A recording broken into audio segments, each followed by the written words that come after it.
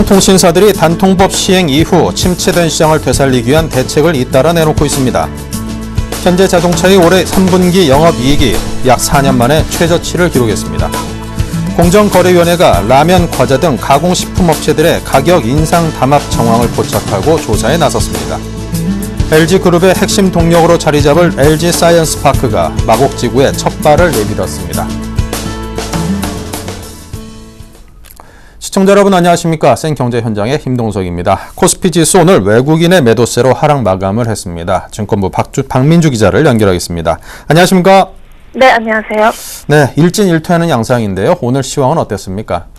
네, 오늘 코스피 지수가 외국인의 매도로 하루 만에 하락세로 돌아섰습니다. 이날 코스피는 전날 대비 0.27% 하락한 1931.65포인트의 거래를 마쳤습니다. 투자자별로는 개인이 682억 원, 기관이 951억 원을 사들였지만 외국인이 1668억 원을 내다 팔며 지수를 끌어내렸습니다. 오늘 코스피 지수 하락은 개별 기업들의 실적 우려가 영향을 미친 것으로 분석됩니다. 시장 전문가는 지난주 전 세계 증시의 관심이 대외 변수였다며 이번 주는 실적으로 넘어왔다며 장 마감 후 어닝 쇼크 수준의 실적을 발표한 대린 산업의 영향으로 당장 내일 증시 상황도 어두울 것으로 전망된다고 설명했습니다. 업종별로 보면 운송장비와 금속광물, 의약품이 오름세를 보였고 은행과 전기가스, 전기전자 등은 하락했습니다. 시가총액 상위 종목 중에서는 현대차가 실적 발표에서 배당과 관련해 주주 친화적인 발언을 한 데 힘입어 현대차 3인방이 급등했습니다. 현대차가 5.88%나 상승했으며 현대모비스와 기아차도 큰 폭으로 올랐습니다. 또 새 회장이 내정된 KB금융도 1.56% 상승해 4대 금융지주 중 유일하게 올랐습니다. 반면 시총 1위인 삼성전자는 0.91% 하락한 109만 4천 원의 거래를 마쳤으며 아모레퍼시픽도 이틀 만에 하락세로 돌아섰습니다. 네, 이 대현이 유커 수혜주로 주목받으면서 강세를 보이고 있다던데 자세한 흐름이 어떻습니까? 네, 의류업체 대현이 이틀째 상한가를 기록했습니다. 대현의 여성복 브랜드 모조 에스핀이 최근 한 백화점에서 국경절 연휴 동안 중국인이 가장 많이 구입한 브랜드 9위에 올랐다는 소식이 주가에 강하게 반영됐다는 분석입니다. 이날 대현은 전날보다 12.95% 오른 3,925원에 거래를 마쳤습니다. 대현은 지난 2010년 중국 랑시그룹이 모조 에스핀의 디자인을 그대로 차용해 중국에서 생산 판매할 수 있는 파트너십을 체결했습니다. 이 결과 랑시그룹의 모조 에스핀이 중국 현지에서 큰 인기를 끌면서 중국에 비해 값이 절반 수준인 국내 모조 에스핀이 유커의 쇼핑 목록에 오르게 된 것입니다. 시장 전문가는 한류 열풍과 랑시그룹의 성공적인 마케팅으로 중국 내에서 선풍적인 인기를 끌고 있는 모조 에스핀은 방한 중국인의 주요 매입품으로 자리 잡았다며 이 같은 현상이 대현의 매출 확대에 긍정적인 영향을 주고 있다고 설명했습니다. 자, 그리고 KB금융 그리고 동부제철의 주가가 CEO 리스크 해소에 반등했다던데요. 어땠습니까?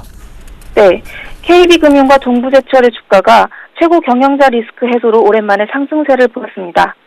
이날 KB금융은 전날 윤종규 전 KB금융 부사장이 차기 회장으로 내정됐다는 소식에 상승세로 출발해 전날보다 1.56% 오른 39,100원에 거래를 마쳤습니다. 금융업종의 동반 부진 속에 하나금융, 신한지주 등 나머지 4대 금융지주 회사의 주가가 일제히 하락한 것과는 대조적인 모습을 보였습니다. 이날 KB금융의 주가를 끌어올린 것은 그동안 회장 공백 속에 쌓여온 불확실한 지배구조 갈등이 해소될 것이라는 기대감이 작용했다는 분석입니다. 특히 증권가에서는 윤 내정자가 정치적 배경이 없고 내부 신망이 두터워 KB금융의 경영 안정성을 높이고 주주 친화 정책을 강화할 것으로 보고 있습니다. 최정욱 대신증권연구원은 KB금융은 이번 회장 선임을 계기로 주가가 강한 반등 탄력을 보일 수 있을 것이라며 은행업종 중 최우선 추천주로 꼽았습니다. 이날 동부제철도 김준기 회장의 대표이사 사퇴 선언에 힘입어 주가가 전일보다 10.72%나 뛰어올랐습니다. 동부제철은 또 김 회장의 사퇴 직후 채권단과 경영 정상화 계약 이행 약정을 체결하고 본격적인 구조조정에 돌입했다는 소식이 전해지며 장중한때 가격 제한폭까지 치솟기도 했습니다. 네, 잘 들었습니다. 지금까지 박민주 기자였습니다. 감사합니다. 네, 감사합니다.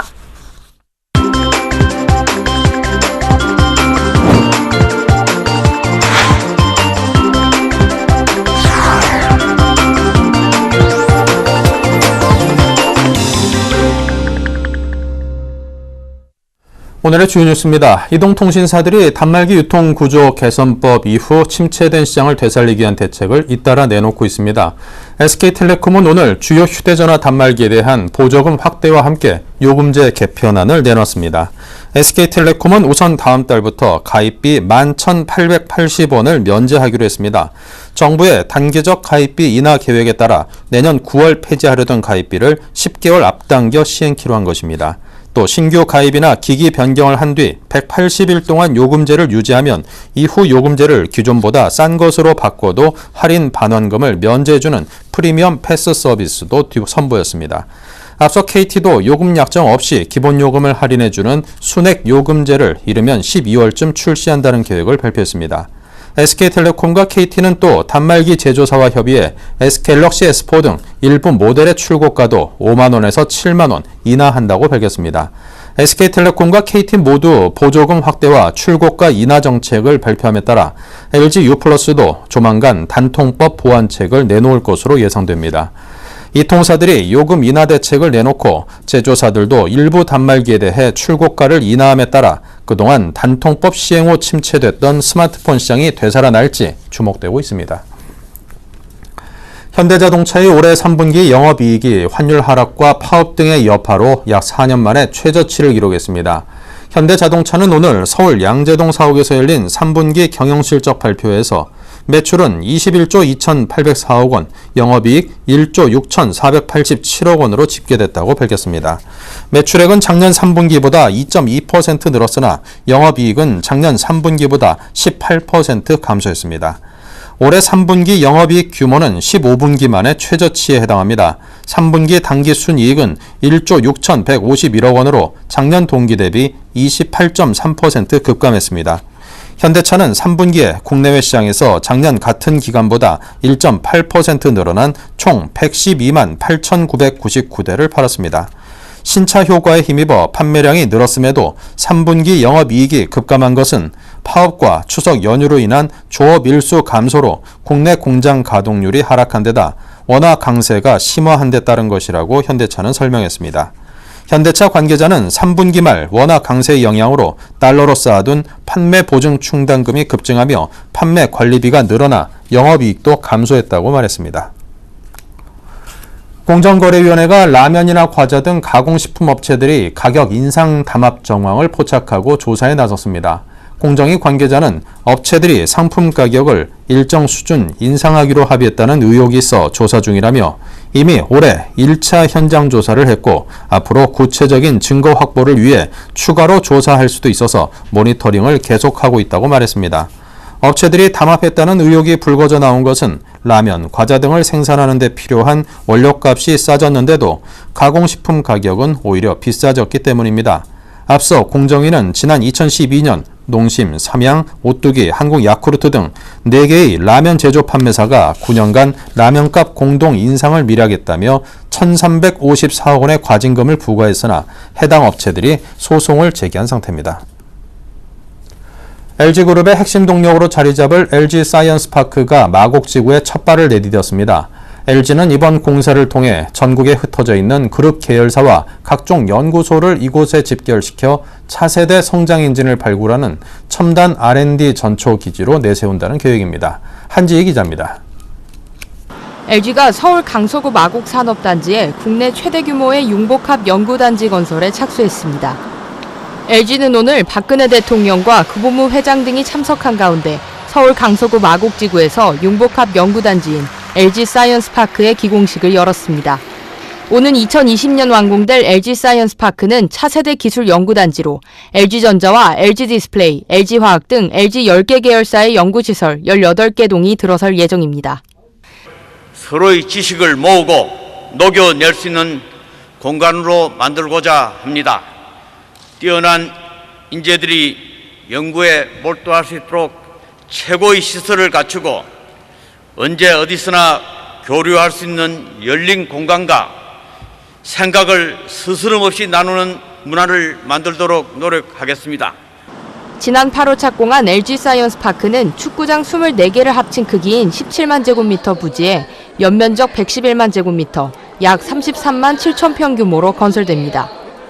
이는 LG에서 가장 큰 연구소인 LG전자 서초 R&D 캠퍼스의 약 9배, 그룹 본사 사옥 LG 트윈타워와 비교했을 때 2배나 큰 규모입니다.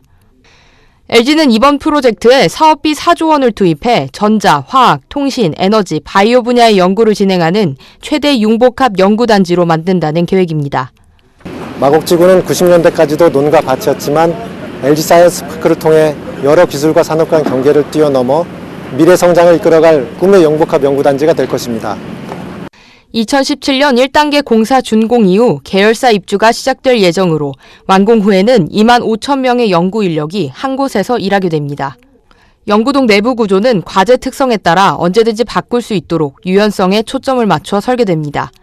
사이언스파크 중심부에는 연구원들이 계열사에 관계없이 언제든 모여서 IT와 생명공학 기술 등 융복합 연구 프로젝트를 진행할 수 있는 공동실험센터도 들어서게 됩니다. LG전자는 LG 사이언스파크 조성으로 연간 9만 명 이상의 고용 창출과 약 24조 원의 경제적 효과가 발생할 것으로 전망했습니다. 서울경제TV 한지희입니다. 로봇이 인간을 대신해 수술을 집도하고 스마트폰과 연동된 로봇이 아이들과 대화하며 공부를 가르쳐줍니다. 또 몸이 불편한 사람에게 음식을 먹여주는 로봇도 있습니다. 일산 킨텍스에서 열린 2014 로봇월드에서는 의료 분야와 생활 서비스 분야에서 활용되는 각종 로봇 기술을 소개하는 행사가 열렸는데요. 정창신 기자가 직접 다녀왔습니다. 로봇이 섬세한 움직임으로 수술 침대 위에 누워있는 마네킹 가슴에 바늘을 꼽기 시작합니다. 이 로봇은 복부 및 흉부에서 1cm 크기의 작은 병소를 검사 치료하는 바늘 삽입형 영상 중재 시술 로봇입니다. 여러 굵기의 바늘을 사용해 병소 부위를 시술하는 바늘 삽입형 중재 시술은 해당 부위에 최소한으로 접촉해 상처 부위와 감염의 위험을 줄일 수 있는 장점이 있지만 정확한 위치와 깊이로 삽입해야 하는 만큼 사람이 하기 힘든 부분이 있었습니다. 하지만 현대중공업과 서울 아산병원이 중재시술 로봇 개발에 공동으로 참여해 개발함으로써 사람이 하기 힘든 수술을 손쉽게 할 수 있는 길이 열린 것입니다. 중재시술이라는 게 환자한테 굉장히 스트레스가 심한 그 시술이 되겠는데 바늘을 삽입하는 시간도 단축하고 시술도 자동화함으로써 시술을 짧게, 저희 목표는 한 50% 정도로 시술 시간을 줄이는 겁니다. 산업통상자원부가 주최하고 한국로봇산업협회와 한국로봇산업진흥원 등이 주관한 2014 로봇월드가 경기도 일산 킨텍스에서 23일 개막했습니다. 이 전시회에는 수술 로봇뿐만 아니라 몸이 불편한 사람들에게 음식을 먹여주는 식사 보조 로봇, 어린이들에게 놀이와 교육을 제공하는 스마트 로봇까지 다양한 기술을 접목한 로봇들이 대거 선보였습니다. 지금 수술 로봇이라든지 재난 극복 로봇 이런 부분에 많이 활용되고 있고요. 또 요즘 보면은 인간이 좀 더럽고 아니면은 힘들고 이런 환경들을 극복하기 위해서 농업용 로봇에도 많이 활용되고 있고요. 그런 부분들이 인간의 삶을 많이 윤택하지 않게 생각하고 있습니다. 또 전시회에는 9개국 176개사가 참가해 제조업용 로봇과 서비스용 로봇, 로봇 부품 등을 전시하며 중국과 싱가포르 등의 바이어 150여 명과 수출 상담회도 진행했습니다. 18개국에서 5천여 팀이 참가해 각자 개발한 로봇 기술의 성능을 겨루는 국제로봇 경진대회도 함께 열렸습니다. 이 밖에도 생활제품으로서 로봇의 기능을 집중적으로 소개하는 공간인 로봇플렉스가 운영되고 25개국 로봇 분야 연구자들이 최신 연구 경향을 논의하는 국제로봇 컨퍼런스도 열려 참석자들의 큰 호응을 얻었습니다. 병원에서 사용하는 의료용 로봇부터 실생활에 쓰이는 서비스 로봇까지 대한민국 로봇 기술의 현재와 미래에 전 세계 이목이 집중되고 있습니다. 서울경제TV 정창신입니다. 네, 이 체험해보는 정 기자가 굉장히 신기하면서 좋아라 합니다. 우리 학생분들도 많이 다녀와 볼 만한 곳인 듯합니다. 자, 다음 소식입니다. 자, KB금융그룹 회장의 윤종규 전 KB금융지주 부사장이 내정이 됐습니다. 다음 달 열리는 주주총회에서 이 윤 내정자를 회장으로 정식 선임할 예정이라고 하는데요. 금융부 신무경 기자를 연결해서 이야기 듣겠습니다. 안녕하세요. 예, 안녕하세요. 네, 말 많고 탈도 많던 KB금융 새로운 수장이 탄생한다고 하는데 자세한 소식부터 정리해 주십시오. 예, 그렇습니다. 지난 22일 오후 KB금융그룹 회장 추천위원회에서 윤종규 전 KB금융그룹 부사장이 차기 신임 회장으로 전격 내정됐습니다. 윤 내정자는 소위 상고 출신 천재라는 별명을 갖고 있습니다. 윤 내정자는 전남 나주 출생으로 광주 선고를 나와 지난 1974년 외환은행에 입학했습니다. 은행에 다니면서 성균관대 경영학과를 야간으로 졸업한 데다 일본에서 근무할 때는 미국 공인회계사 자격증까지 취득했습니다. 특히나 25회 행정고시에서도 합격을 했지만 학내 시위를 주도한 혐의로 임용되지는 못했습니다. 이렇게 화려한 이력을 자랑하던 윤 내정자는 지난 2002년 김정태 전 국민은행장의 권유로 국민은행과 인연을 맺게 됐습니다. 윤 내정자는 국민은행 첫 최고 재무 책임자와 개인영업그룹 부행장을 지냈고요. 중간에 당국의 징계를 받고 물러났다가 어윤대 전 KB금융그룹 회장이 다시 영입해 KB지주 부사장까지 지냈습니다. KB금융 내부에서는 그를 합리적이고 온화하면서도 비상한 머리를 가졌다고 평가하고 있습니다. 네, 그렇다면 이제 윤종규 후의 미래 과연 어떻게 예측이 되고 또 해결해 나가야 될 과제들 어떤 것들일까요? 예, KB금융 이사회가 윤종규 내정자를 최종 선택한 배경에는 그가 내부 출신이라는 점이 가장 큰 요소로 자리 잡고 있다는 분석입니다. 따라서 KB금융 이사회가 윤 내정자에게 바라는 점은 전임 회장과 행장 간의 내분에서 비롯된 이른바 조속한 조직 안정이라고 보시면 됩니다. 다행스럽게도 앞서 말씀드렸듯이 4명의 후보자 중 사실상 KB 사람이라고 할 수 있는 윤종규 전 부사장이 회장으로 내정돼 전임 CEO들 간의 내분으로 사분할된 조직을 추스르는 데는 다른 누구보다 적임자인 것으로 보입니다. 국민은행 노조도 윤종규 내정자가 선임되자 최악을 피해서 다행이고 관치위압에서 벗어난 역사적인 날이라고 환영하는 입장을 내비쳤습니다. 다만 KB 윤종규호가 산적한 과제들은 상당합니다. 우선 KB 조직 안정을 위해 원칙 있는 인사 시스템을 마련해야 한다는 점입니다. 현재 KB는 국민은행이라는 1채널과 주택은행이라는 2채널이 갈라지고 현직과 올드보이들이 서로 경계하는 등 치열한 내부 갈등을 보이고 있습니다. 또 새로운 회장이 올 때마다 학벌 또는 채널에 따라 물갈이 인사를 경험했습니다. 인사에는 원칙이 있어야 하는데 KB는 그렇지 못했다는 것입니다. 윤 내정자의 첫 번째 과제로 다들 이 인사 문제를 꼽습니다. 그 다음으로는 내부 승계 프로그램과 지배구조 문제를 해결해야 한다는 점입니다. KB가 낙하산에 휘둘린 이유 중 하나가 바로 인물이 없다는 논리 때문입니다. 내부 출신이 선임된 만큼 차기 후계 구도를 마련하는 데 노력을 기울여야 한다고 전문가들은 지적합니다. 또 행장과 회장 겸직 문제도 짚고 넘어가야 할 부분입니다. 마지막으로 LIG 손해보험 인수 문제와 그간 취약했던 해외 진출 부분도 윤종규 내정자가 해결해야 할 우선 과제 중 하나입니다. 네, 그럼 공석인 행장 선임은 앞으로 어떻게 진행이 될까요? 당초 KB 회장 인선 초기까지만 해도 회장과 행장의 겸직 체제가 유력하게 거론됐습니다. 하지만 KB 이사회가 회장, 행장 분리 체제를 선호하는 것으로 알려지면서 차기 행장 선임이 확실시되고 있는 분위기입니다. 다음 달 윤 내정자가 공식 선임되면 차기 국민은행장은 빠른 시일 내에 선임될 수 있습니다. 이명록 전 회장이 선임됐을 때 일주일 만에 행장과 계열사 CEO들이 선임된 전례를 봐도 알 수 있습니다. KB 내부에서는 차기 국민은행장의 경우 윤 내정자와 달리 정통 KB 출신이 선임될 가능성을 높게 점치고 있습니다. 따라서 유력하게 거론되는 사람이 제2계열사인 김덕수 국민카드 사장과 현재 은행장 직무대행을 맡고 있는 박지우 부행장 등이 있습니다. 네, 잘 들었습니다. 지금까지 금융부의 신무경 기자였습니다. 감사합니다. 감사합니다.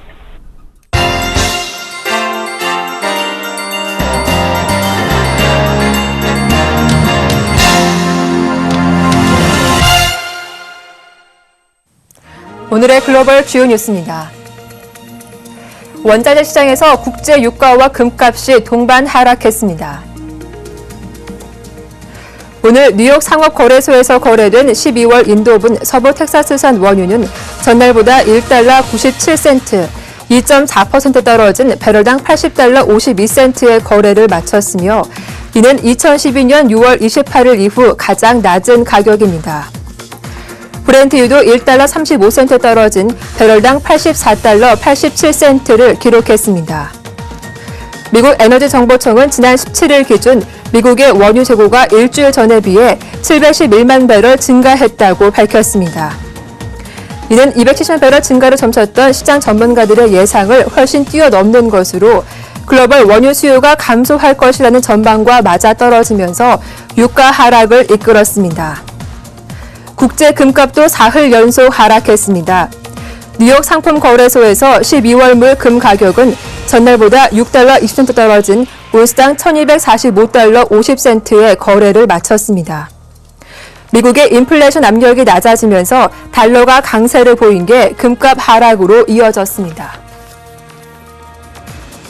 유럽연합의 행정부 역할을 하는 집행위원회가 현지 시간 22일 유럽의회 승인을 받았습니다. 장클로드 융커 위원장을 중심으로 한 유럽연합 EU 집행위원장 내정자와 28명의 집행위원은 다음 달 1일 공식 출범 후 5년간 EU를 이끌게 됩니다. 유럽의회는 프랑스 스트라스부르에서 차기 EU 집행위원 28명에 대한 찬반 투표를 실시해 찬성 423표, 반대 209표로 승인했습니다. EU의 장관격인 집행위원은 융커 집행위원장 내정자가 EU 집행연국 정부와 협의를 거쳐 지명했으며 유럽의회 반대로 일부 위원을 다시 지명하기도 했습니다. 융커 집행위원장 내정자는 유럽의 일자리와 경제 성장을 촉진하기 위한 3천억 유로, 우리 돈으로 약 400조 4,300억 원의 투자 프로그램을 연말까지 마련할 수 있도록 바로 일을 시작하겠다고 말했습니다. EU 집행위는 EU의 정책을 입안하고 회원국들의 예산을 감독하며 회원국이 EU 정책을 제대로 실행하는지 감시 감독하는 권한을 갖고 있습니다. 앞서 EU 정상회 선출된 도널드 투스크 EU 정상회의 상임의장 내정자와 페데리카 모게리니 외교안보 고위대표 내정자도 다음 달 1일 취임합니다. 북한의 인권 유린 실태 조사를 지휘했던 마이클 커비 전 유엔 북한 인권조사위원회 위원장은 유엔 안전보장이사회가 북한을 국제형사재판소에 반드시 세워야 한다고 주장했습니다. 커비 전 위원장은 유엔 본부에서 열린 북한 인권 토론회에서 북한의 인권 유린 실태에 대해 보고한 뒤 인권이 잘 보장되고 있다는 북한의 주장에 현혹되지 말아야 한다면서 이같이 말했습니다. 커비 전 위원장은 북한이 양보하는 대가로 유엔이 북한에 대한 강도 높은 제재를 바꿔치기해서도 안 된다고 목소리를 높였습니다. 이에 대해 북한 대표들은 인권 실태에 대한 보고서는 불공정하게 만들어진 것이며 북한 최고 권력가가 북한 인권 유린에 개입했다는 증거를 대라고 요구하기도 했습니다. 커비 전 위원장은 인권 실태 보고서와 관련한 논쟁을 할 수 있도록 북한 방문을 허용하라고 요구했고 북한 주민들도 보고서에 접근할 수 있도록 하라고 요청했습니다. 북한 정치범 수용소 피해자 가족협회 정광열 대표는 유엔에서 북한 인권 결의안을 통과시켜 하루빨리 북한 주민이 자유롭게 살 수 있게 해달라며 국제사회 지원을 요청하기도 했습니다. 캐나다 수도 오타와 도심에서 무장 괴한에 의한 동시다발적인 총기 사고가 일어났습니다. 특히 괴한이 총기를 발사한 후 인근 국회의사당까지 난입해 IS의 테러 가능성도 제기되고 있습니다. 현지 시각 22일 오전 10시쯤 오타와에 있는 국회의사당 근처에서 무장 괴한이 총기를 난사했습니다. 괴한은 스티븐 하퍼 총리와 집권 보수당 의원들이 모여있는 의사당 내 회의장 가까이 진입했다가 경찰의 총격을 받고 사망했습니다. 이 과정에서 2명이 부상했으며 의회 난입 전 괴한이 촌송해 경비병 1명이 사망했습니다. 사망한 범인은 이슬람으로 개종한 캐나다 국적의 마이클 지하프 비도인 것으로 알려졌습니다. 경찰은 또 53곳에서 총격이 있었다고 전하며 사살된 범인 외에 공범이 있을 것으로 보고 수사에 착수했습니다. 이번 총기 난사 사건은 캐나다 정부가 미국 주도의 이슬람 극단주의 무장단체 이슬람 국가 IS 격퇴 작전에 참여하고 있는 가운데 벌어져 테러 가능성이 제기되고 있습니다.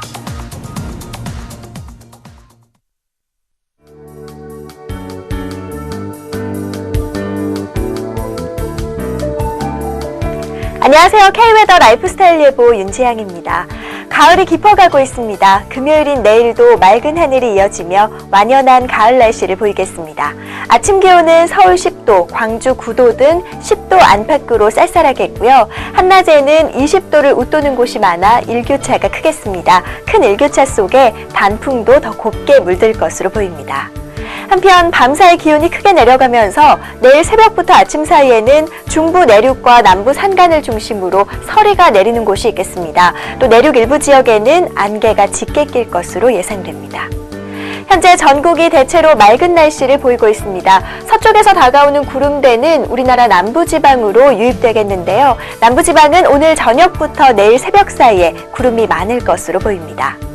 내일은 서해상에서 동진하는 고기압의 영향을 받겠습니다. 자세한 지역별 날씨는 나절 예보로 알아보겠습니다. 내일 전국이 대체로 맑겠습니다. 아침 기온 서울 10도, 수원과 춘천 8도로 예상되고 한낮에 서울과 대전 21도로 일교차가 크겠습니다. 남부지방 아침에 광주 9도, 대구 10도로 오늘과 비슷하겠고요. 낮 기온은 광주와 대구, 부산 모두 22도로 오늘보다 조금 높겠습니다. 동해안 지방의 아침 기온은 속초와 강릉 12도, 울진 9도로 예상되고요. 한낮에 속초와 울진 21도, 강릉 22도가 되겠습니다. 물결은 모든 해상에서 잔잔하게 일겠습니다. 당분간 가끔 구름 많은 날씨가 이어지며 바깥 활동하기 무난하겠습니다. 다만 다음 주 월요일에는 동풍의 영향을 받아 동해안 지방을 중심으로 비가 내릴 전망입니다. 날씨였습니다.